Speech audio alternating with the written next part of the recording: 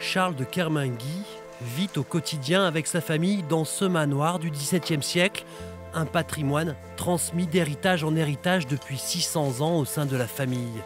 Sur le domaine, au détour d'un bosquet, un édifice remarquable, rongé par les siècles, menace de s'effondrer. Ben voilà, on y arrive. Voilà, on voit toute la partie ouest qui est effondrée. Un colombier, emblématique de l'époque féodale, destiné à accueillir des centaines de pigeons et qui revêt, en 1543, année de sa construction, une importance de taille pour les seigneurs de l'époque. À l'origine, on mangeait la viande de pigeon, tout simplement. C'était une viande très riche.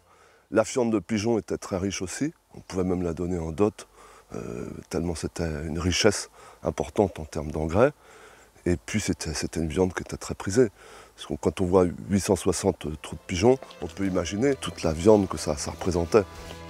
C'est le roi François Ier qui autorise la construction de ce colombier dont la capacité révèle l'étendue des terrains seigneuriaux. Près d'un demi-hectare pour chaque nichée de pigeons. Vous voyez tous ces trous, ce sont des boulins.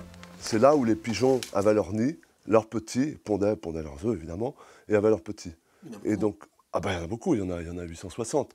Donc, et puis les pigeons rentraient par en haut, par le dôme qui est en haut.